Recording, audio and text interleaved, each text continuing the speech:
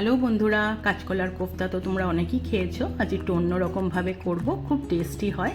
আমি এতে একটু চিংড়ি মাছ অ্যাড করেছি।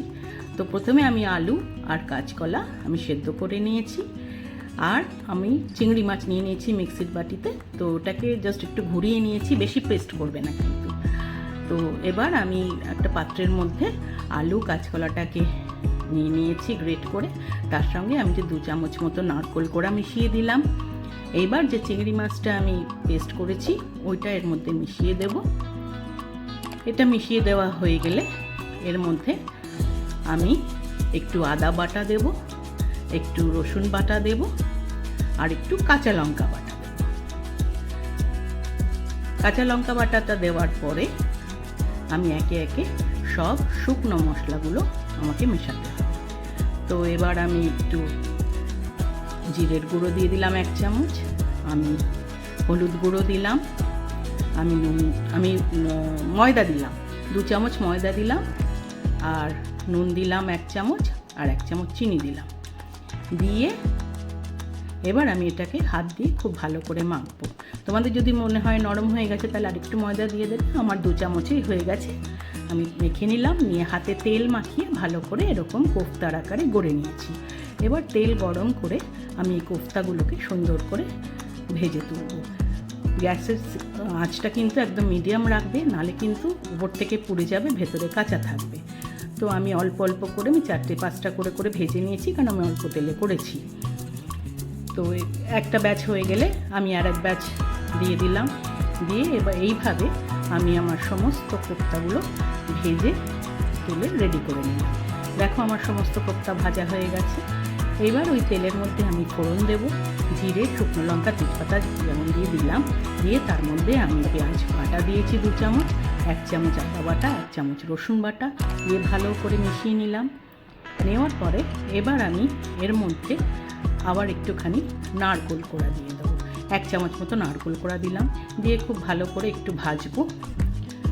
নারকেলটা বেশ ভালো ভাজা ভাজা হলে তারপরে আমি একটা পেস্ট করে রেখেছি, সেটা হচ্ছে জিরে, ধনে, লঙ্কার গুঁড়ো আর হলুদ গুঁড়ো, এই সব জল দিয়ে একটা পেস্ট করে সেটা আমি দিয়ে দিলাম।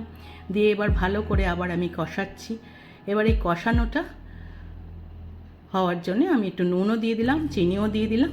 দিয়ে ভালো করে নাড়িয়ে নিয়ে আমি কিন্তু একটু ঢেকে দেব, দিয়ে সুন্দর করে কষাবো। তোমাদের আগেই বলেছি যত সুন্দর করে কষানো হবে রান্না কিন্তু টেস্ট হবে তত বেশি। তো আমি এইসব মিলিয়ে দিয়ে আমি দেখো এবার ঢাকা দিয়ে দিলাম। দিয়ে আমি 2-3 মিনিটের জন্য এটা কষাবো। দেখো তেল ছেড়ে গেছে সুন্দরভাবে। এইবার আমি কি করব, এর মধ্যে আমি 2 চামচ টক দই ফেটিয়ে নিয়ে তার মধ্যে দিয়ে দিলাম। দিয়ে নাড়িয়ে নিয়ে এবার আমি 1 চামচ কাজু বাটাও দিয়ে দেবো। 1 চামচ কাজু বাটা দিয়ে এইবার আমি সুন্দর করে এটাকে আবার নাড়িয়ে নেব। নাড়িয়ে নিয়ে আবার আমি চাপা ঢাকা দিয়ে আমি 2 মিনিট বা 3 মিনিটের জন্য রেখে দেবো। এবার দেখো আবার আমি ঢাকা তুলে নিয়েছি, আমার সুন্দরভাবে কষানো হয়ে গেছে। এবার আমার একটা আলু বেশি হয়ে গেছিলো, আমি সেটা দিলাম। তোমরা যদি মনে করো আলু দেওয়ার দেবে, নাহলে না দিলেও হবে। তো সেটা মিশিয়ে নিয়ে এবার আমি জল ঢেলে দেবো। এবার একটু বেশি পরিমাণেই জল দিতে হবে, কারণ কোফতাগুলো দিলে কিন্তু জল টেনে নেবে। তোমাদের যেরকম ঝোল লাগবে সেরকমভাবে জল দেবে। তো আমি জল দিয়ে নাড়িয়ে নিয়ে আমি আবার একটু ঢাকা দিয়ে দিলাম। দিয়ে দেখো যেই ঝোলটা সুন্দরভাবে ফুটে উঠেছে, এবার আমি এক এক করে সমস্ত কোফতাগুলো এর মধ্যে দিয়ে দেবো। কোফতাগুলো দেওয়া হলে এবার একটু নাড়িয়ে নেব। আবার নাড়িয়ে দিয়ে আমি কিছুক্ষণ কোফতাগুলোকে ঝোলের সঙ্গে মিশিয়ে ফুটতে দেবো।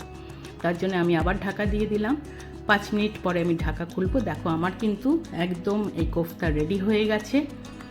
এইবার আমি 1 চামচ গরম মশলার গুঁড়ো আর 1 চামচ ঘি আমি ছড়িয়ে দিয়ে আমি গ্যাসটা বন্ধ করে দেব। চাপা ঢাকা দিয়ে আমি একটু নাড়িয়ে নিয়ে চাপা ঢাকা দিয়ে আমি স্ট্যান্ডিং টাইমে 10 মিনিটের জন্য রেখে দেবো। 10 মিনিট পরে ঢাকা খুললেই কিন্তু আমার কোফতা একদম রেডি। তোমরা এরকমভাবে একবার করে দেখো, করে আমাকে জানিও কেমন লাগলো। সাবস্ক্রাইব করো, লাইক করো, কমেন্ট করো, শেয়ার করো। আর সাবস্ক্রাইব বাটনের পাশে যে বেল বাটনটা আছে ওইটা কিন্তু টিপে দিও, তাহলে আমি যা যা রান্না আপলোড করব তোমরা কিন্তু নোটিফিকেশন পেয়ে যাবে। তো যদি আমার এই রান্নাটা ভালো থেকে থাকে আমার একটা লাইক দিয়ে কমেন্ট করো, শেয়ার করো। Thank you. আমার মনে হয় তোমাদের এটা দেখে খুব ভালো লেগেছে। Thank you for watching. Tata.